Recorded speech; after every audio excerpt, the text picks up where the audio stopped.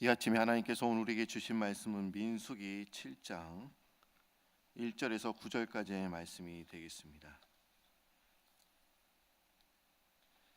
민수기 7장 1절에서 9절까지의 말씀입니다.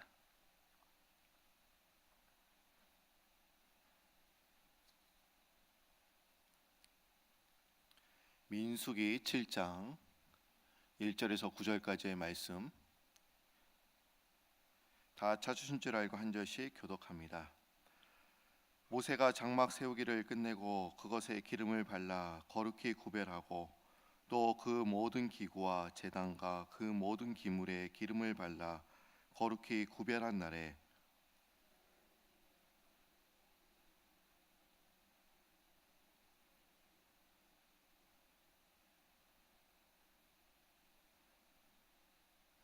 그들이 여호와께 드린 헌물은 덮개 있는 수레 6대와 소 12마리이니 지휘관 2사람의 수레가 하나씩이요 지휘관 1사람의 소가 1마리씩이라. 그것들을 장막 앞에 드린지라. 그것을 그들에게서 받아 레인에게 주어 각기 직임대로 회막 봉사에 쓰게 할지니라. 곧 게르손 자손들에게는 그들의 직임대로 수레 2과 소 4마리를 주었고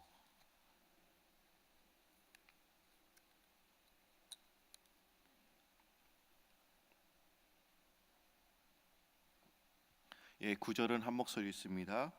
고앗 자손에게는 그들의 성소의 직임은 그 어깨로 매는 일을 하는 까닭이었더라. 아멘. 감사합니다. 날씨가 많이 포근해졌습니다. 봄이 왔습니다. 그렇죠?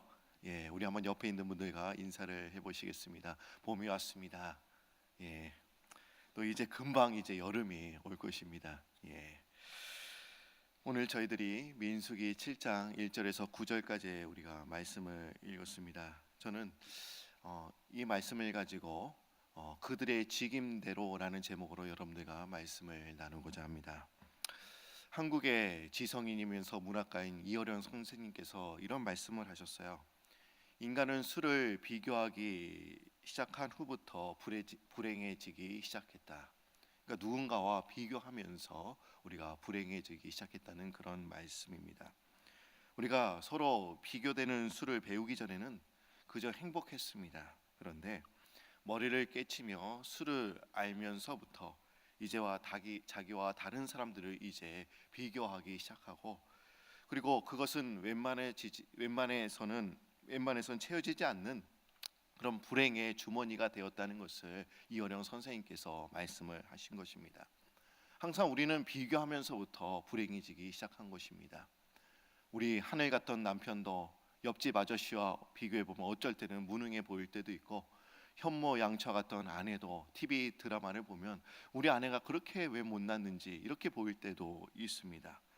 우리는 무엇과 비교해서 가치를 평가하고 결국 거기서 불행은 출발한다고 하는 것입니다.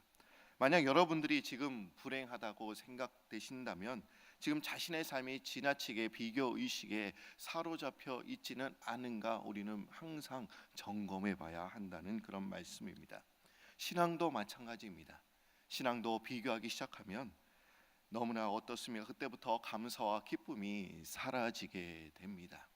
그러니까 우리가 신앙생활할 때 중요한 것은 비교의식에서 우리가 탈출해야 된다는 그런 말씀입니다. 그냥 하나님께서 나에게 은혜 주셨는데 그 은혜에 우리가 감사하면 되는데, 우리가 그 위의 것을 자꾸 또 요구할 때가 너무 많다는 그런 말씀입니다. 우리가 어떤 사람을 보면 항상 그 사람은 항상 만사형통합니다. 그런데 나는 신앙생활도 열심히 하는데 나의 삶을 바라보면 어떻습니까? 그리 쉽지 않은 길을 제가 가고 있는 것 같아요. 그 사람은 너무나 잘 되고 있는데, 이러면서 우리가 불행해지고 있다는 그런 말씀이죠. 그래서 우리가 신앙생활 할 때 참 중요한 것은 뭐냐? 비교하는 게 아니라 그냥 오직 하나님만 바라보면서 나아갈 때 우리가 그곳에서 기쁨과 행복을 찾게 되는 줄 믿습니다. 오늘 본문 말씀은 하나님께서 모세에게 성막을 어떻게 지어라 그 설계도를 이제 보여주셨습니다. 그리고 모세도는 하나님께서 보여주신 그 설계도를 가지고 성막을 짓게 되었습니다.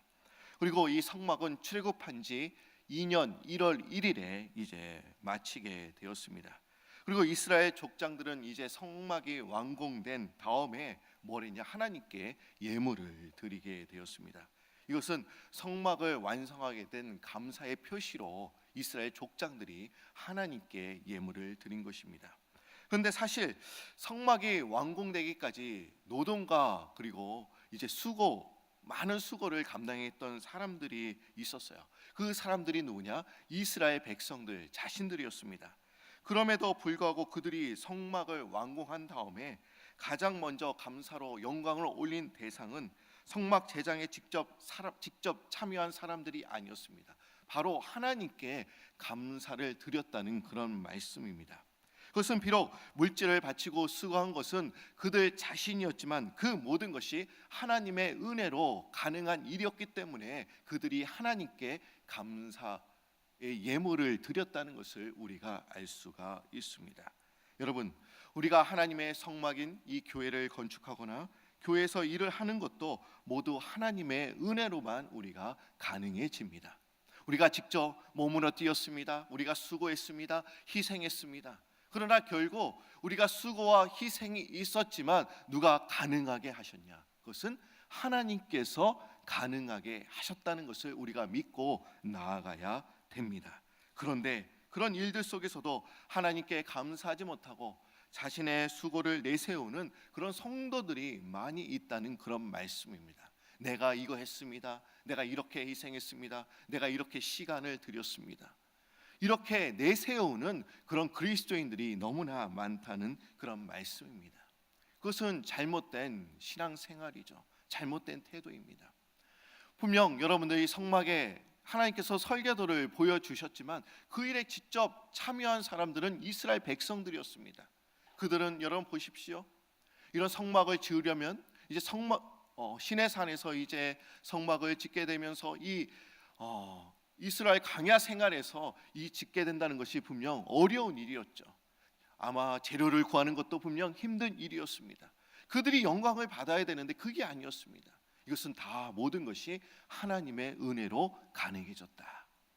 우리도 이런 삶 이렇게 고백하며 나아가시는 여러분들이 되시기를 바랍니다. 그런데 이 성막이 완공한 때에 이스라엘 족장들이 드린 예물이 어떤 것이었습니다.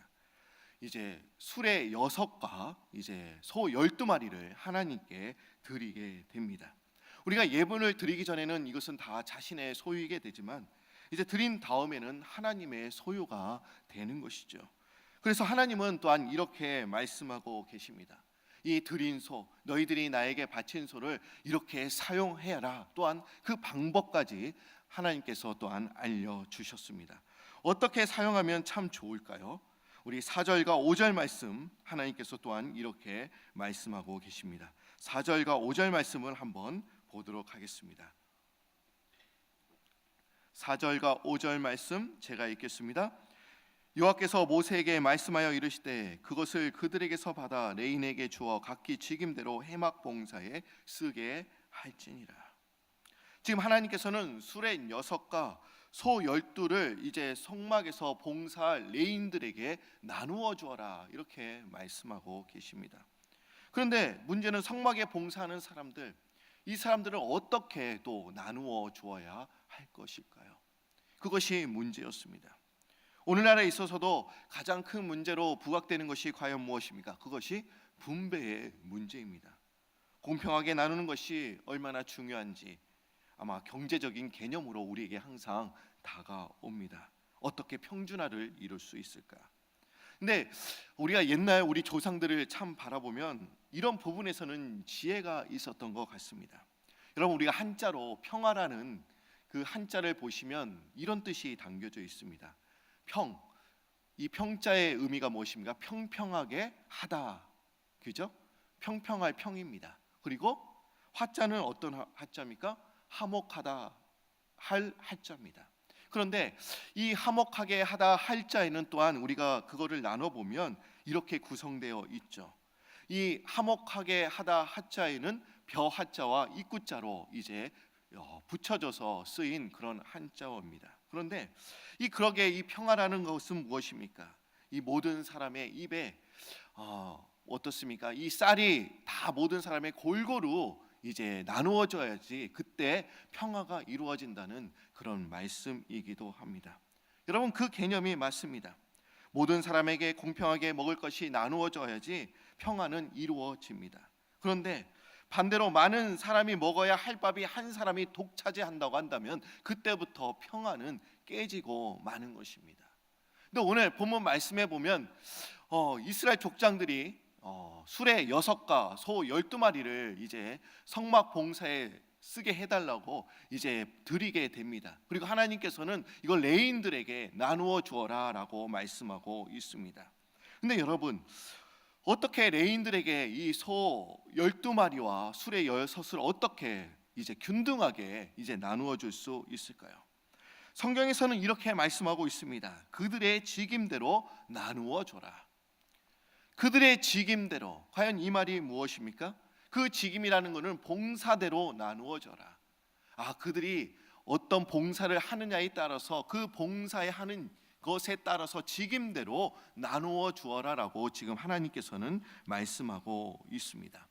여러분, 레위는 이렇게 구성되어 있죠. 게르손, 고핫, 무날이 우리 종족으로 이제 구성되어 있습니다. 그런데 여러분, 우리가 이 말씀을 우리가 보지는 않았지만 우리가 민수기 우리가 4장의 말씀을 우리가 보시면 성막 봉사에 몇 명이나 동원이 되었을까요? 성막을 이제 만들지 않았습니까?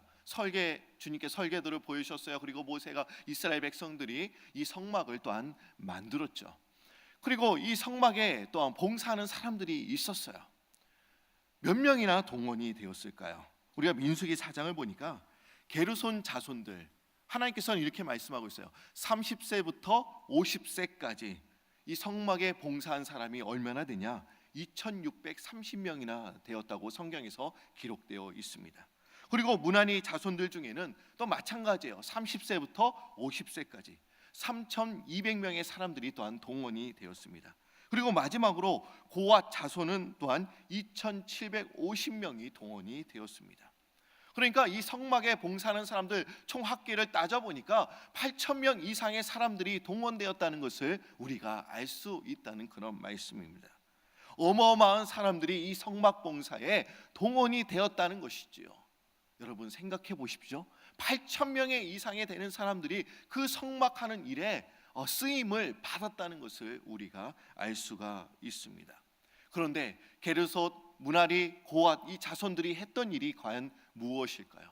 이 게르손, 고핫, 무나리 이 종족들이 또한 했던 일이 달랐음을 또한 우리가 알 수가 있습니다.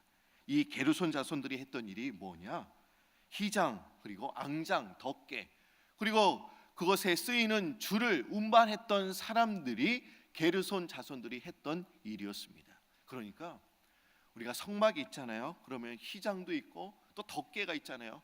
우리가 희장에 보면 그 성막에 덮는 우리 덮개를 4개를 덮어요. 그러니까 그렇게 무거운 것을 운반했던 사람들이 또한 게르손 자손들이 그 일을 담당했음을 알 수가 있습니다. 또 무나니 자손들은 어떤 일을 담당했습니까? 이 무나니 자손들은 성막에 딸린 널판이나 띠나 기둥 등이 성막의 골격을 이루는 그런 기구들을 운반했음을 또한 알 수가 있습니다. 그러니까 이 무나니 자손들 어떻습니까? 게르손 자손들보다 더 무거운 그런 짐을 또 운반했음을 우리가 알 수가 있어요. 그러니까 성막의 골격을 이루는 그런 기둥, 널판 이런 것들을 운반했음을 우리가 알 수가 있는 것이죠. 또한 이 고핫 자손은 어떤 일을 했냐? 이 성막 안에 있는 성소의 기물들을 운반했던 그런 사람들이었습니다. 그러니까 등대나 분향단이나 금촛대나 떡상이나 그것을 운반했던 사람들이 고핫 자손입니다. 그런데 이 일을 봉사했던 사람들 8000명 이상, 이 어마어마한 사람들이 이제 동원이 된 것입니다. 그런데 이들에게 어떻게 배분을 했냐? 우리가 성경을 보면 이렇게 알 수가 있어요. 게르손 자손들에게는 수레 2대와 이제 소 4마리가 이제 배분이 된 것입니다. 그리고 문하리 자손에게는 수레 4개와 이제 소는 8마리가 이제 분배가 된 것이지요. 그러나 고앗 자손들은 어떻습니까? 수레를 받았을까요? 아니면 소를 받았습니까? 아닙니다. 고앗 자손은 수레도 받지도 못하고 소도 받지를 못했습니다. 우리가 인간적으로 볼 때 너무나 불공평한 일이 아니겠습니까? 어떤 자손들에게는 우리도 다 성막 봉사에 동원된 사람들인데 왜 게르손과 무라리 자손들에게는 그렇게 수레도 주고 소도 줬는데 왜 우리 종족들에게는 아무것도 주지 않았냐? 아마 하나님께 원망할 수도 있었을 것입니다. 왜 고앗 자손은 아무것도 받지 못했을까요? 오늘 성경에 보시면 이렇게 말씀하고 있죠. 9절 말씀이죠.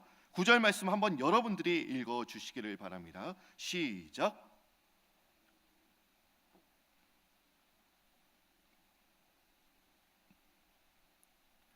성경에서는 말하고 있습니다. 고앗 자손에게는 아무것도 주지 아니했다. 그 이유가 무엇이었습니까? 그들의 직임이 뭐냐? 그 어깨로 매는 일을 하는 까닭이라. 그들은 직접 어깨로 이 성소의 기물들을 이제 어깨에 메고 이제 운반했기 때문에 소나 수레를 받지를 못했습니다.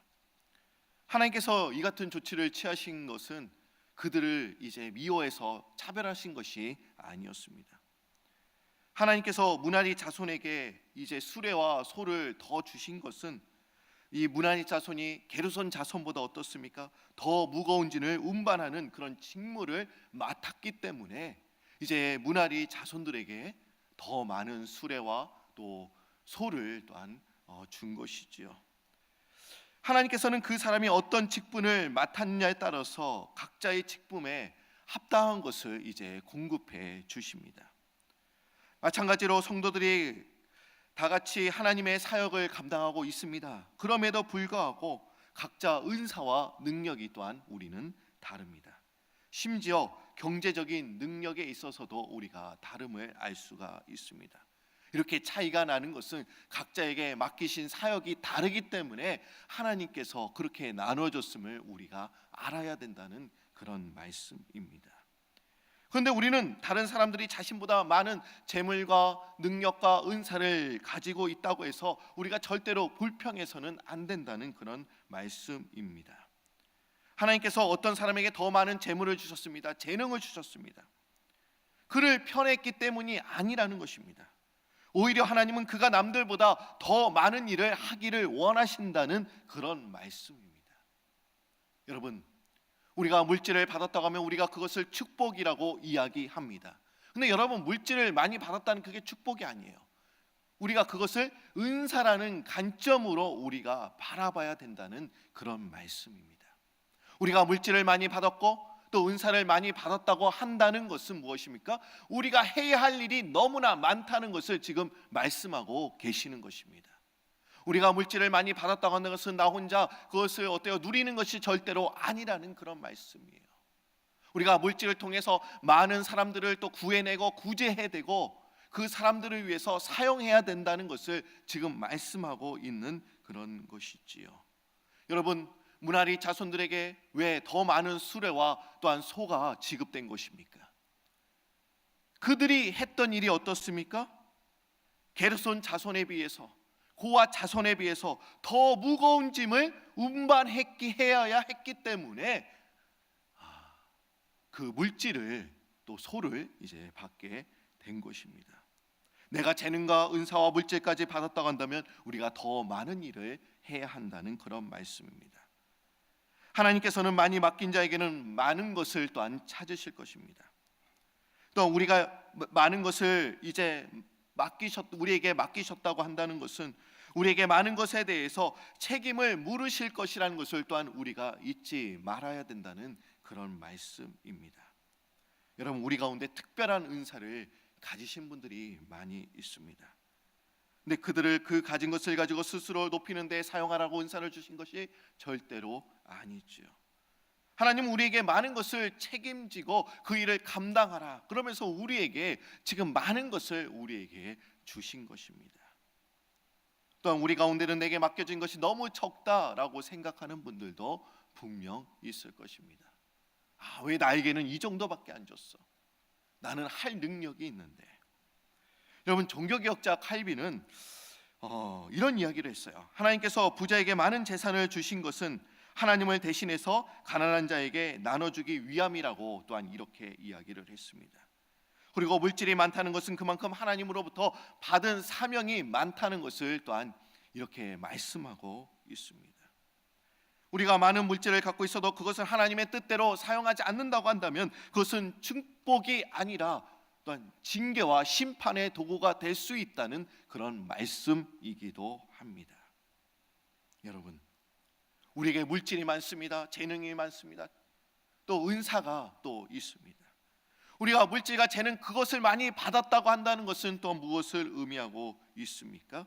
그것은 하나님으로부터 받은 사명이 많다는 것을 지금 말씀하고 있는 것입니다.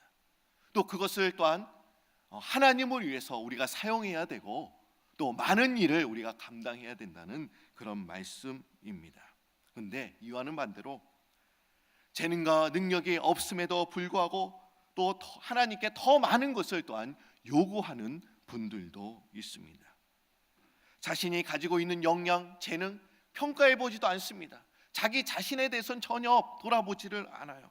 그러면서 더 많이 받으려고 하는 사람들이 또 많이 있다는 그런 말씀이기도 합니다. 한국에 이런 일이 있었다고 합니다. 한국의 어느 회사가 일본 회사의 물건을 이제 납품하기로 이제 계약을 했다고 합니다. 이런 계약에 있어서 가장 중요한 것은 무엇입니까? 이제 납기일을 맞추는 거죠. 그 물건을 그날에 이제 맞추는 것입니다. 그리고 이제 제품의 품질을 이제 또한 보증해 주어야 한다는 그런 보장해 주어야 하는 것이죠. 그런데 이 업체가 일본의 그 회사에게 그 날짜를 맞추려고 한다고 하니까 이제 새로운 기계를 들여와야 했습니다. 그래서 이 회사는 또 A, B, C 또 공장이 또 있었어요. 그러니까 A 또 공장이 있었고 B 공장이 있었고 C 공장이 있었는데 이미 한 동에는 A 동에는 벌써 기계가 들어와 있었습니다. 이제 새 기계를 이제 두 동에 설치해야 되는데 이제 B 동에 이제 설치하려고 하니까 어떻습니까? 황당한 일이 벌어졌습니다. 이 기계의 길이가 너무나 길어서 그 공장에 이제 들어가지가 않는 것입니다. 그래서 이제 시동으로 이제 옮겨서 이 기계를 넣으려고 하니까 또 들어가지가 않는 거예요. 이 기계가 또한 너무나 높아서 이 공장에 들어가지를 않는 것입니다. 여러분, 그래서 결국 이 공장의 지붕을 뜯어내게 되고 기계를 설치하게 되었다라는 그런 이야기가 제가 듣게 되었습니다. 그래서 아무리 열심히 일을 해도 납기일을 맞출 수가 없게 된 것이죠. 그래서 그 회사는 다시는 그 일본의 회사의 수출 요청을 받을 수 없게 되었다고 합니다. 여러분, 왜 이런 사태가 발생하게 된 것입니까? 그것은 자신이 가지고 있는 역량, 그 능력을 어떻습니까? 제대로 평가해 보지 않았기 때문에 이런 일이 발생한 것입니다. 우리는 종종 자신의 역량, 능력을 확인해 보지도 않고 무조건 할 수 있습니다, 틀림없이 하겠습니다 하는 경우가 너무나 많다는 그런 이야기입니다. 물론 우리가 자신감을 가지는 것도 참 중요입니다. 내가 믿음으로 한번 해보겠습니다. 우리가 이런 자세도 필요합니다. 그러나 우리가 중요한 것은 자신의 능력 그리고 재능, 그릇이 이 정도밖에 안 되는데 항상 자신의 그릇 이상 하나님께 많은 것을 요구하는 사람들이 있다는 그런 말씀입니다. 중요한 것은 내 자신의 능력과 역량을 내가 철저히 바라봐야 된다는 거예요. 살펴봐야 된다는 것입니다. 그리고 그 모든 것을 이제는 하나님께 맡기고 안 되는 것은 하나님께 맡길 수밖에 없는 것이지요. 그런데 우리는 항상 자신의 능력 이상 너무나 많은 것을 하나님 앞에 요구할 때가 많다는 그런 말씀입니다. 여러분, 자신의 재능과 능력 이상 요구하는 것도 문제지만 우리가 자신이 많은 은사와 능력을 가지고 있음에도 불구하고 자신의 사명과 일을 감당하지는 못하는 것도 또한 문제이기도 합니다. 여러분, 우리에게 많은 재능을 또한 주셨습니다. 우리에게 능력도 주시고 또 물질에 또 은사까지 주셨습니다. 하나님께서 왜 우리에게 물질을 그렇게 많이 주셨을까? 왜 우리에게 이렇게 재능을 주셨을까? 왜 이렇게 우리에게 은사를 주셨을까? 그것은 하나님께서 다른 사람들보다 내가 많은 일을 감당하기를 원하신다는 그런 말씀입니다.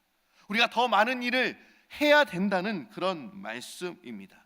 우리가 하나님으로부터 받은 사명이 많다는 것을 지금 말씀하고 있습니다. 여러분, 오늘 말씀에 이렇게 이야기하고 있는 것이죠. 문하리는 분명 많은 그런 물질을 받았습니다. 수레 4개와 또 소 8마리를 받게 된 것이죠. 게르손 자손보다 또 고앗 자손보다 더 많은 물질을 받게 되었습니다. 그것은 그들이 무거운 짐을 날랐기 때문에 받았지만 또한 그들은 더 많은 일을 해왔기 때문에 그렇게 많은 이제 수레와 소를 받게 된 것입니다. 오늘 말씀처럼 우리가 좀 이렇게 좀 여러분들이 기도하셨으면 참 좋겠어요. 하나님, 저에게 재능과 은사 그리고 물질까지 허락해 주셨는데 이렇게 많은 것을 주신 것은 내가 하나님께 받은 사명이 많다는 것을 오늘 이 시간에 깨달았습니다. 내가 다른 사람보다 열심히 뛰겠습니다. 최선을 다하겠습니다. 열심히 노력하겠습니다. 희생하겠습니다. 이런 마음가짐으로 오늘 여러분들 승리하시는 여러분들이 되시기를 바랍니다. 오늘 말씀 저희들이 은사에 대해서 우리가 잠시 말씀을 우리가 나누었습니다. 왜 하나님께서 왜 우리에게는 왜 이렇게 적은 걸 주시고 그 사람이 이렇게 많이 주셨을까? 오늘 이렇게 말씀하고 있습니다. 그들의 직임대로 나누어졌다. 그들의 능력대로 나누어졌다. 그러니까 왜 우리에게 적은 것은 내가 아직까지 그런 능력이 안 되니까 하나님께서 주시지 않은 거예요. 그러나 여러분들의 능력이 되고 또한 재능이 되고 역량이 된다고 한다면 분명 하나님께서는 더 귀한 것으로 여러분들에게 또 많은 것을 주실 것입니다. 또 많은 것을 주셨다는 것은 또한 내가 하나님으로부터 해야 할 일이 많다, 사명이 많다라는 것을 깨달으시고 주님의 일을 잘 감당하시는 그런 여러분들이 되시기를 바랍니다. 다 같이 기도드립니다.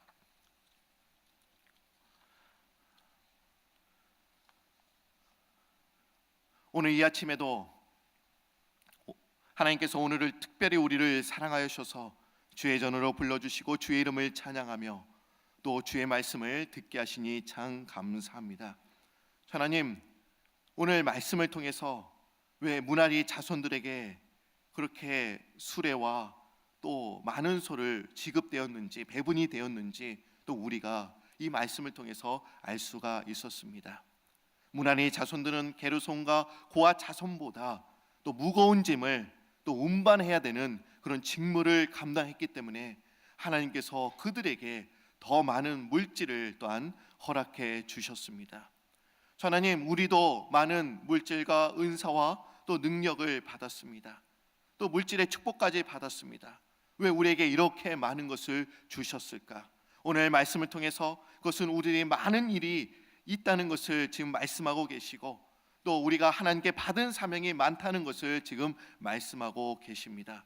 우리가 물질과 또한 물질의 선물과 또 은사의 선물을 받았다고 한다면 주님, 그것을 다른 사람을 위해서 사용할 수 있도록 주님 인도하여 주시고 발로 뛸 수 있도록 주님 인도하여 주시고 더욱더 희생할 수 있도록 주님 인도하여 주시고 또 주님께서는 마지막 때에 그 책임을 물으시겠다고 주님께서 말씀하여 주시는데 주님, 저희들이 최선을 다해서 하나님께서 맡겨주신 사명을 잘 감당하며 나아갈 수 있는 저희들이 다 될 수 있도록 주님이여 우리를 인도하여 주옵소서.